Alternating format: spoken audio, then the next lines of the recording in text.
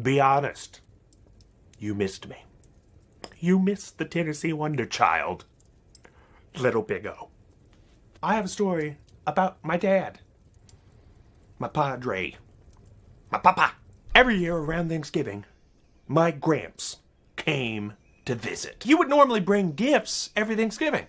And so this one Thanksgiving, he brought me, my dad, and my brother a little Ziploc bag full of these tiny, shriveled peppers.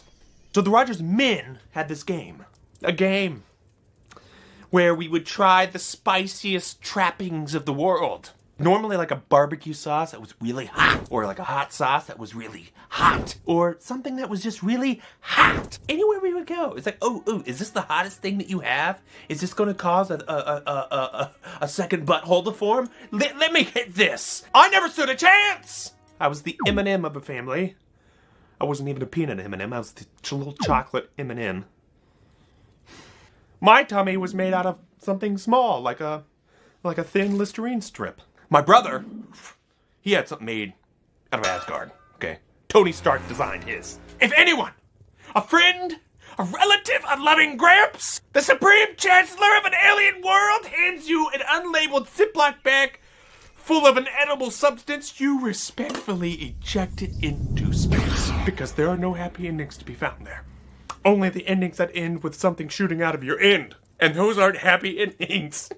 These peppers, they weren't too bad. They were actually just blessed by an Aztec sun god who actually infused a dying star from the Sriracha Nebula, cocooned it into a seed pod, thus planting it into the topsoil of my Gramps' garden. I've been full-blown Hardy Boys on these peppers, trying to investigate the identity of these peppers, trying to find a name. What kind of peppers are they? They don't have a name. My Gramps even said you don't need to find these. You don't need to find these. I have no idea what he gave to us. An embryo of a lava being? He went up to Mount Doom and scooped a tear from Sauron's eye. My Gramps was a closet botanist and he created a pepper. So we're all in the kitchen. My Gramps, my dad, me, and my brother. And my brother decides to go first. He digs his hand in and he gobbles it. Like, no problem here. I'm thinking fart sandwich. I gotta freaking now eat it. My brother can't beat me. And you don't understand this little rivalry until you're a younger sibling. You always have to live up to them, right? But my brother, he was always getting the gold medals. I'm down third podium fondling the bronze medals. And if not the bronze, the nickel. So then the roulette wheel falls on me.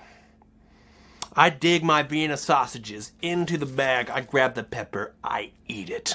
A 2 to 4 hour voyage into the deepest depths of pain. For I ate the droppings of Baby Bowser. Many months go by. So I'm in the kitchen at the fridge getting an after-school snack. I look up. I see the peppers in my mother's wooden recipe box. For some reason.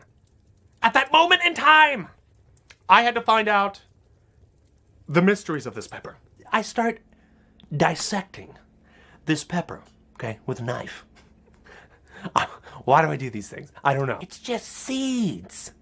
The single hottest thing I have ever eaten in my life was composed of seeds. So I start playing with the seeds, right? Like, where? Where is it? Where are you? I start dissecting the seeds, like, there's gotta be something here! Right at this time, the garage door opens, which means my dad is home. I go into a panic, okay? And I didn't even do anything wrong, but I've done so many things wrong that it was an instinct that is like, I'm fondling peppers! Oh no! And they had been on my butt cheeks ever since I changed the F in math to an A on my report card with a pen. I rip open the silverware drawer, right? And I throw the knife in, slam it shut, pull out the trash can, I'm sweeping all the peppers in it, right? And I throw it back in, close it, hop into the bar stool at the kitchen counter, and I'm collecting myself. I'm like, okay. I do this, which I should not have done this. because I'd been fondling seeds. It wasn't even wet. I don't know why it was hot, but I do this, and it's in my eyes. I'm sweating, right? My eyes are freaking like, but then my dad walks in, right? And he's like, son. I'm like, oh, Father, welcome home. How is your day at work? And so he walks around the counter. He stops at the fruit bowl. I'm thinking, no, don't pick it up. Do not pick it up. He picks up an apple. I'm thinking, I'm caught. I am caught. He's never went for an apple in the history that he has been my father. He knows something's up, right? And I'm squinting like a friggin' bug. He starts asking me questions, right? How was your day at school? Good day at school? I'm like, good. It was good. So he's cutting up his apple, right? And he's looking at me like, how's math? Good. Very good. Okay. What about your other subjects? Oh, so good. So good.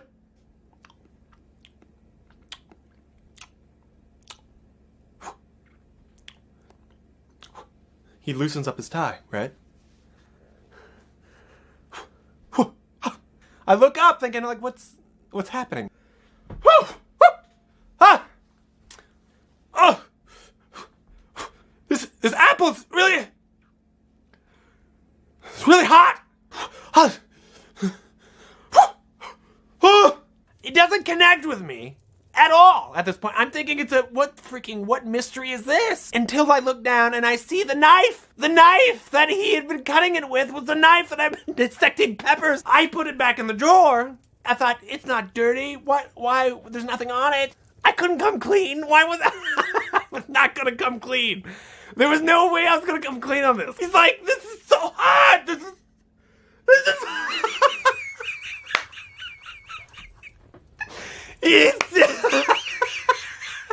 He's eating this apple and it's so hot. He pulls open the trash can and the friggin' trash was so high that the peppers were right at the top, right? The dissected.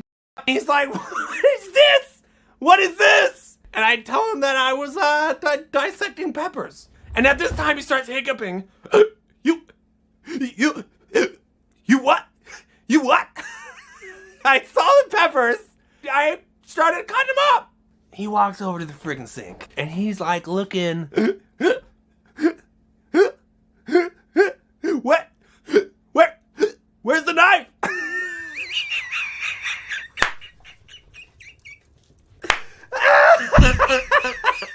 The knife! It wasn't dirty. So I put it back in the jar. He's looking at me and he says, you rubbed your eyes with it, didn't you? And I'm like, yeah, I did. I could tell that he wanted to be mad, right? But the sheer ridiculousness and stupidity of this whole situation, that he starts he starts hiccuping, and laughing at the same time. So he's like, this is a really nice moment of, him thinking, how did my son turn out like this? And me thinking, oh, you got me.